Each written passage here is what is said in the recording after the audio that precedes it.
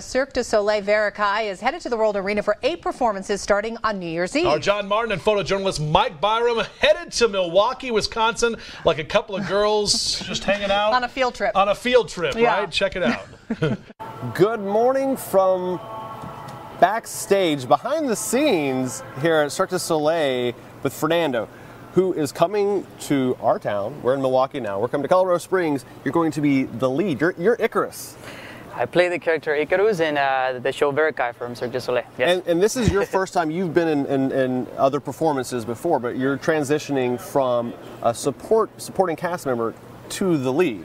That's correct. I've done a transition since gymnastics into dance and now into circus performance for about like 10 to 15 years. And yeah, so now I get to experience what it is to actually develop the storyline and make the audience understand what it is. Absolutely. What the storyline is all about. Yeah, Mike and I, we saw the show last night. Now you weren't performing in that role then, but we've seen you kind of practice today. You do some crazy stuff. Like you're in a net swinging around 20 feet in the air and by one arm. How do you mentally prepare for something like that?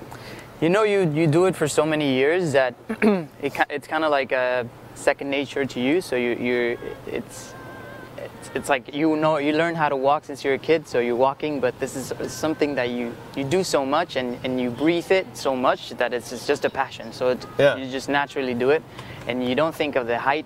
You don't think of what you're doing. You're actually just so involved in the actual act that it's just beautiful how it transforms, and like the audience feels it, how it feels. And let's talk about the audience a little bit. I talked to a few people after the show last night, and the common theme, I guess, is this is a different show. If they've seen them before, but this one specifically, Varekai, is a different show than they've seen. What do you think those who maybe have seen a Cirque show before, coming to this one for the first time, what are they going to notice maybe, or what do you think they're going to really grab hold of?